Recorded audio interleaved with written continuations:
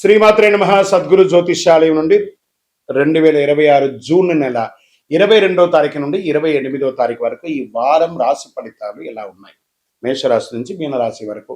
ప్రతి వరకు ఒకరికి ఒక క్యూరియాసిటీ, నాకు ఈ వారం ఆరోగ్యం ఎలా ఉంటుంది, ఉద్యోగం ఎలా ఉంటుంది, వ్యాపారం ఎలా ఉంటుంది, నా జీవితం అంతా ఎలా ఉంటుందని తెలుసుకునే ఒక తాపత్రయంలో మా ఛానల్ చూస్తున్నటువంటి మిత్రులారా, చూస్తున్నారు కదా, సబ్స్క్రైబ్, ఒక లైక్, ఒక షేర్, ఒక గంట గుర్తు కొట్టేద్దామా? రైట్. ఇక వ్యవహారానికి వెళ్ళేటప్పటికీ ఈ వారం అంతా కూడా గ్రహాలు ఎలా ఉన్నాయి, ఫస్ట్ గ్రహాల యొక్క స్థితిని బట్టే కదా ఈ వారం అంతా ఎలా ఉంటుందో చెప్తాము. గురు భగవానుడు కర్కాటకలో ఉచ్చ స్థితిలో ఉన్నాడు, అద్భుతాన్ని ఇస్తున్నాడు. శని మీనరాశిలో వక్రగతిలో ప్రభావం చేస్తున్నాడు. కుజుడు సింహరాశిలో ఉండడం వల్ల ధైర్యం, రాజకీయ నాయకత్వ అంశాలు జరపబడుతున్నాయి. రాహు కుంభంలో, కేతు సింహంలో ప్రభావం చెబుతున్నారు. ఇవన్నీ కూడా చంద్రగ్రహ రాశి ప్రకారంగా చూస్తున్నాం. జాతకం పడుతున్న వర్షానికి ఒక గొడుగు మాత్రమే, కానీ జాతకం జీవితం కాదు. మీరు మిమ్మల్ని నమ్మండి, మీ యొక్క జీవితాన్ని నమ్మండి, మీ యొక్క ఇష్టదేవాన్ని నమ్మండి. సింహరాశి మిత్రులారా, ఈ వారం అంతా కూడాను మీకు ఆర్థికంగా ఆదాయం పెరిగే అవకాశాలు ఉన్నాయి. అష్టమ శని ఉన్నా కూడా గురు కాస్త మీకు ఆదాయాన్ని కల్పిస్తున్నాడు.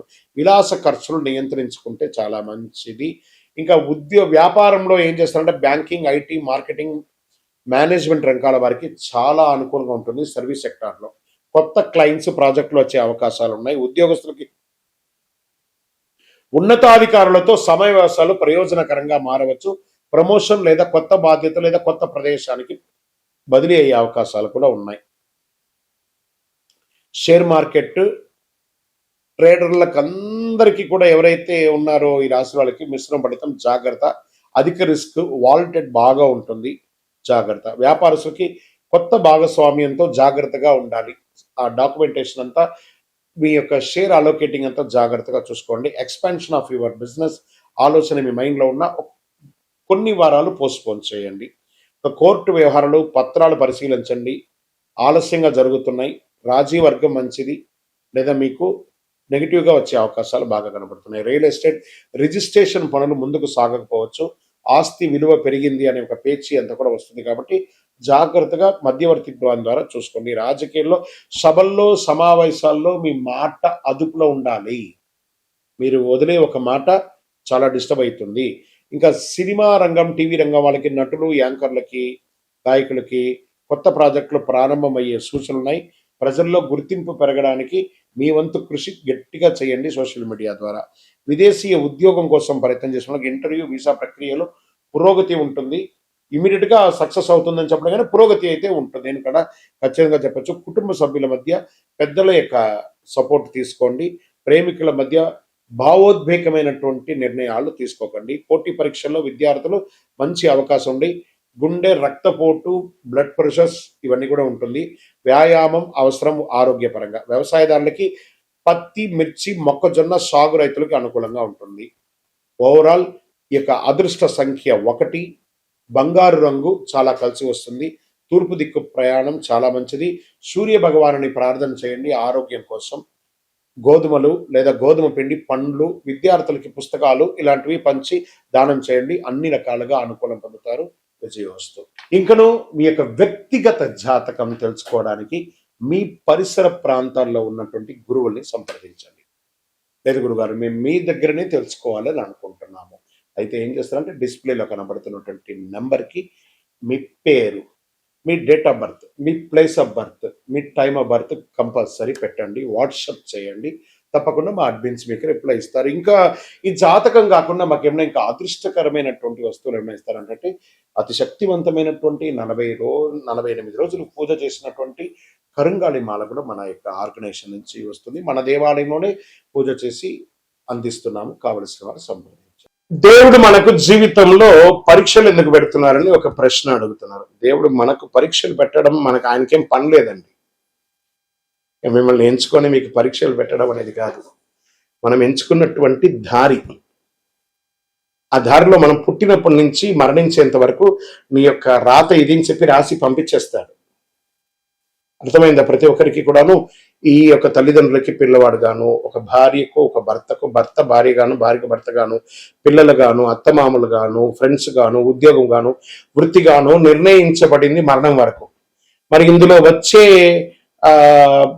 పరీక్షలు అంటారు చూసారా, భగవంతుడు దీన్ని కొంచెం ఫర్నిష్ గా చెప్పుకుంటే చెరిష్ ద గిఫ్టర్, అబ్యూస్ ద గిఫ్టర్ అని ఆయన అంటారు అనమాట. భగవంతుడు మనకు ఒక అద్భుతమైనటువంటి గిఫ్ట్, ఈ శరీరాన్ని ఇచ్చాడు. దేహో దేవాలయ భక్తి అని చెప్పేసి ఒక జీవితాన్ని, మానవ జన్మనిచ్చాడు. ఇందులో మనము చక్కగా పరోపకారార్థి ఇదం శరీరం అనుకుంటూ మనం చేయాల్సిన కార్యక్రమాలు చేసుకుంటూ ఇతరులను చేసుకుంటూ పోతే అన్ని రకాలుగా ఉంటుంది. ఎప్పుడైతే మనలో స్వార్థం అది వస్తుందో, ఆశ అవన్నీ పెరుగుతుందో, అప్పుడు దారి తప్పుతూ ఉంటాం. ఆ దారి తప్పినప్పుడు అవసరాలు పెరుగుతాయి. ఆ అవసరాలకు తగ్గట్టుగా అవకాశాలు ఉండదు. దానికి అప్పులు చేయడము, లేకపోతే ఇతరులను ఏమార్చడము, సమాజంలో ఇబ్బంది పెట్టడము. దాన్ని మనం ఏం చేస్తాం, భగవంతుడు నాకే ఇన్ని కష్టాలు ఇస్తావా అని భగవంతుడిని బ్లేమ్ చేయడం. ఆయనకి ఏమైనా పనే? మీరు పుట్టినప్పటి నుంచి మీరు మరణించేంత వరకు ఒక్క క్షణం కూడా ఆగకుండా గుండె కొట్టుకుంటూ ఉంటుంది. అప్పుడు మీకు పరీక్ష పెడుతున్నాడా భగవంతుడు, అనుగ్రహం ఇస్తున్నాడా? మనమైనా ఒక్కొక్కసారి శ్రద్ధగా ఉండం, అలా పడుకుంటా ఇలా లేస్తాం. మీరు పడుకున్నా, లేసినా, తిన్నా, ఏమేమి వేషాలు వేసినా వాటన్నిటినీ సగిస్తూ భావిస్తూ మీ హృదయం lub dub lub dub lub dub lub డబ్ను కొట్టుకుంటూ ఆ ప్రాణవాయుని ఇచ్చే భగవంతుడికి కృతజ్ఞత చెప్పండి. కానీ భగవంతుడు ఇబ్బంది పెట్టాడు, భగవంతుడు అనుగ్రహప్రదాయుడు. మీ ఆశలు, మీ అలవాట్లను అదుపులో పెట్టుకుంటే జీవితం అంతా సుఖ సంతోషాలతో ఉంటారు. విజయోస్తు. గురుగారు, ఒక ప్రశ్న ఉందండి. నిజమైనటువంటి భక్తి అంటే ఆలయానికి వెళ్ళడమేనా? ఆలయానికి వెళ్ళే పూజలు, పురస్కారాలు, హోమాదులు చేస్తేనే భక్తియా, లేకపోతే ఏ రకంగా ఉండొచ్చు అని అంటే, ఇప్పుడు మాధ్యమాల ద్వారా చూస్తున్నారు చూసారా, యూట్యూబ్ ద్వారాను, టీవీ ద్వారాను చూస్తున్నారు కదా. ఎలా మీకు నేను కనెక్ట్ అయ్యాను? త్రూ శాటిలైట్ ద్వారా వెళ్ళి మీకు నేను కనెక్ట్ అయ్యాను కదా. అలాగే భగవంతుడి దగ్గరికి కూడా అలా కళ్ళు మూసుకొని ఉండగా ఆ స్వామివారి యొక్క దివ్యమంగళ తేజోమయమైనటువంటి రూపం కనబడి ఆ స్వామివారితో కనెక్ట్ అవ్వాలి. అది మీరు ఆలయంలో కూర్చుంటారా, ఇంట్లో కూర్చుంటారా, ఇంకో చోట కూర్చుంటారా అనేది కాదు ప్రశ్న. మీరు భగవంతుని ప్రార్థన చేస్తారా లేదా అనేది ముఖ్యం. ఎందుకు ఆలయాలకి ఒక ప్రత్యేకత ఉంది అని అంటే, ఒక యంత్ర ప్రతిష్ఠ చేసి నిత్య పూజలు చేసి ఒక పవిత్రమైనటువంటి భక్తులు అందరూ కూడా వచ్చి దర్శనం చేసుకున్నటువంటి ఒక ఎంతో పుణ్యాత్ములు నడిచిన భక్తుల యొక్క పాదధూళిలో భగవంతుడు ఉంటాడని చెప్తారు. కాబట్టి అక్కడ పవిత్రమైనటువంటి స్థలంగా ఉంటుంది. కాబట్టి ఆ దేవాలయాలకి వెళ్ళి దర్శనం చేసుకోవడం అనేది ఒక సిస్టమ్ ఉంది. కాబట్టి అక్కడ మంత్రోచ్చారణతో ఉంటుంది. కాబట్టి అక్కడికి వెళ్ళడం మంచిది. మన ఇంటిలో కూడా దేవాలయము, ఒక దేవుడు రూమ్ అనేది ఉంటుంది, అక్కడ ఉంటుంది.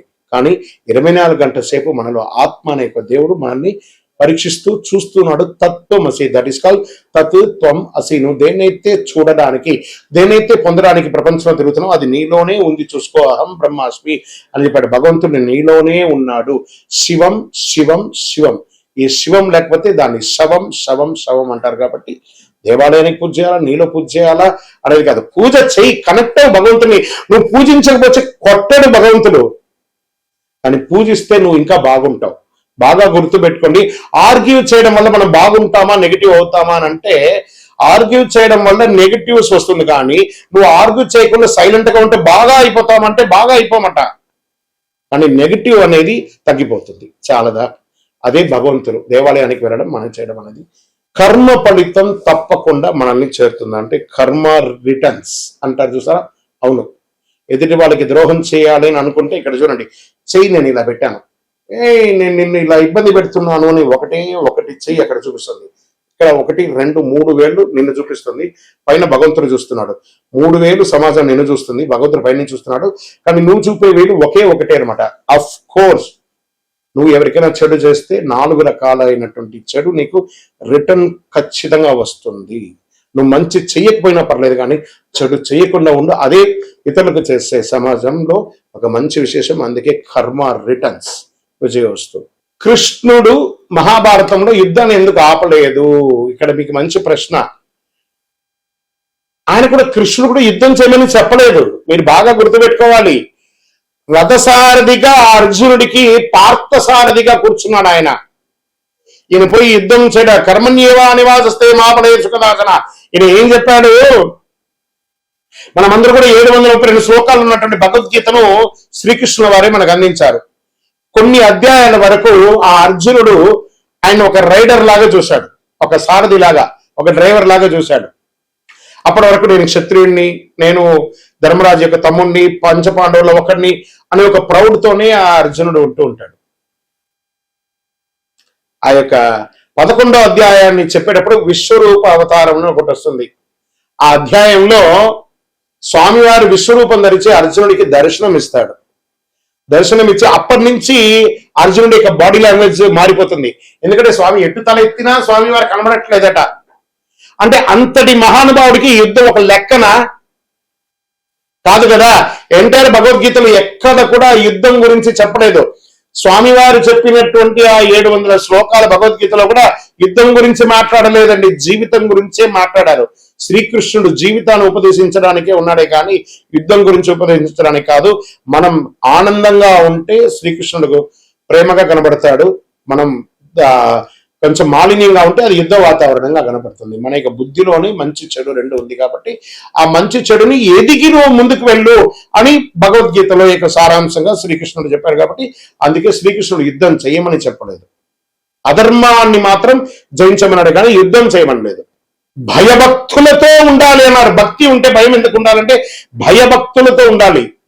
అక్కడ ఎదుటి కూర్చున్నది మనం ఒకళ్ళమే, ఈ ప్రపంచాన్ని ఏలే అఖిలాండ కోటి బ్రహ్మాండ నాయకుడు అక్కడ కూర్చున్నాడు ఎదురుగుండా. ఆయన చూసినప్పటికీ భయభక్తి ఉండాలి. దేవుని చూసినప్పుడు ఆ భయం ఉండాలి, భక్తి ఉండాలి. ఆ ఒక దేవుడు కనబడని ఒక గొప్ప శక్తిగా అక్కడ కూర్చున్నాడు. దైవం మానుష రూపేణ. అది ఎలా కనబడుతున్నాడు? తల్లిదండ్రిగా, గురువులుగా, సమాజంలో పెద్దవాళ్ళుగా, అర్చకులుగా, ఆరాధులుగా ఉన్న వాళ్ళని అందరినీ కూడా ఒక ప్రేమగా చూస్తే సాక్షాత్ భగవంతుని చూసినట్టుగా ఆ భయభక్తితో ఉండాలి అని అంటారు. ఆఖరికి మనకు విద్య నేర్పించిన టీచర్ దగ్గర కూడా భయభక్తులతో ఉండాలి. అదే దేవుడికి ఇచ్చే మన మర్యాద, విజయవస్తు. మనిషి యొక్క గొప్పతనం ధనంలో ఉంటుందా, ధర్మంలో ఉంటుందా అంటే పరోపకారార్థే ఇదం శరీరం. ఇతరులు బాగుండాలని ఎవరైతే కోరుకుంటారో వాళ్ళే దేవుళ్ళు. మంచి గుణం వాళ్ళ దగ్గరే ఉంటుంది. డబ్బులు సంపాదించాలి, డబ్బులు అవసరం ఉంది. ఆ డబ్బులు క్షేత్రస్థాయిని పెంచే విధంగా ఉండాలి కానీ క్షేత్రాన్ని నాశనం చేసే వాళ్ళ దగ్గర ఉండకూడదని చెప్తారు. కాబట్టి మంచితనంతో ఉన్న వాళ్ళు అందరూ క్షేమంగా ఉండాలి మనస్ఫూర్తిగా కోరుకుంటారు. విజయవస్తు.